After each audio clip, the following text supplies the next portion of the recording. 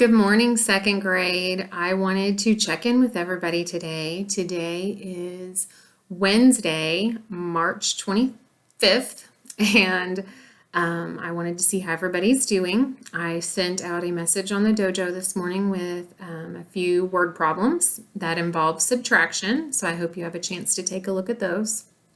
I also sent the information for a shadow drawing activity, which looks like it would be fun today since it is going to be sunny and pretty outside. So I hope you get a chance to participate in those. I also wanted to mention the Epic online reading app. You can either download it as an app or open up a link on a computer if you have access to that. There's been some good feedback about the selection of books they have on there. They have some National Geographic science readers. So there's some pretty good choices if you get a chance to check that out if you are looking for some new books to read while you're at home. I wanted to go ahead. We're going to read some of the Wild Robot Escapes today. Yesterday when we stopped, Roz had fallen into the ocean. But Bright Bill saw that a whale emerged from beneath the ocean surface and Roz was brought back up to the surface. So today we're going to see what happens with that. And so the title of the chapter that we are going to be reading today is chapter 65, The Whale. The whale swam along the surface of the ocean, keeping our robot safely above the water, gently moving her away from the rough waves. Bright Bill couldn't believe what he was seeing. Once the shock wore off, he fluttered down to the whale's back and leaned over his mother. There was no life in her eyes or her body, so the goose did the only thing he could think of. Click. Roz's eyes began to glow. She uttered some human noises, and then, in the language of the animals, the robot said, "Oh, Bright Bill, am I happy to see you?" So did Bright Bill have to reset Roz's button, reset it on the back of her head? The goose squawked with joy and hugged his mother's face, but she didn't move. She couldn't move. The robot had lost the use of her limbs. There were a few tense minutes and a few nervous glances, but as the sun beat down and the wind rushed over her, Roz felt her body drying out. Slowly, gradually, power returned to her arms, then her legs, and then she sat up and hugged her son. Bright Bill breathed a sigh of relief. "Mama, when you disappeared below the water, I thought you were gone forever." "So did I," said Roz. "As I sank deeper and deeper, the ocean squeezed my body tighter and tighter. I lost control of my legs and my arms. The last thing I remember was a huge shape swimming toward me, and then I automatically shut down." "That huge shape was a whale," squawked the goose. "We're riding on her back right now." A low moan rumbled up through the whale's body.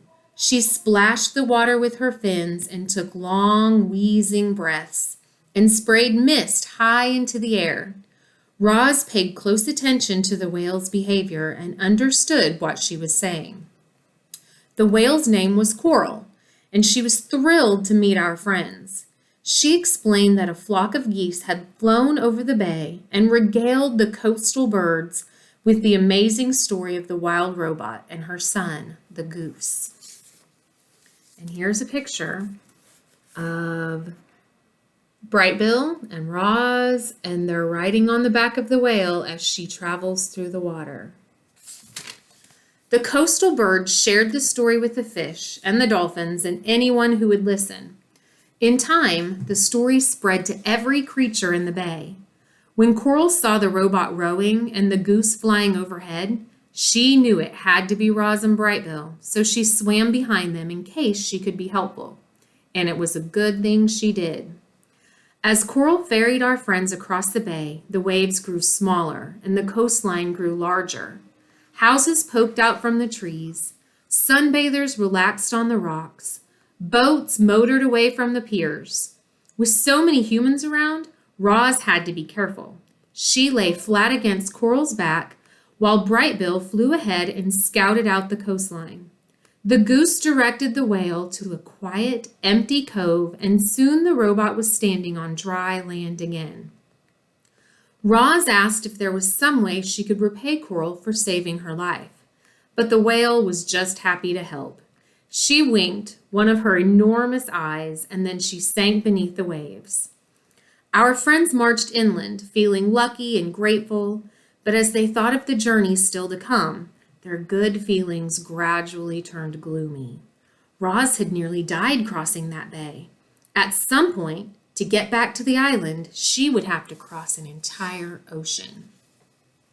Chapter 66, The New Land. Zoom! Vroom! Shoom! Automobiles were gliding up and down the road, passing fields and forests and clusters of houses. None of the passengers had any idea that a robot and a goose were watching from the weeds.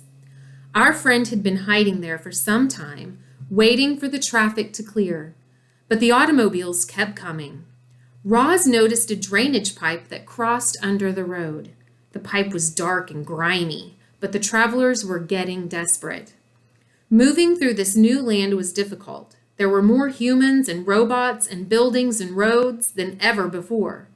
Roz and Brightbill traveled far out of their way in wide circles just to avoid the small towns. As the days passed, the scenery looked more familiar to Brightbill. He remembered flying over these lands on his first migration. He knew the towns would only get larger and closer together the farther they went. It would be much faster to sneak through the towns than to continue going around them. So as night fell, Roz put on fresh camouflage, and with her son watching from the sky, she crept into a town. All right, friends, I'm going to pause there today. Tomorrow, we will read the next chapter titled The Town, and it looks like Roz and Brightbill are going to make a new friend. So we'll find out about that tomorrow. I hope everybody has a great day, and I will talk to you soon.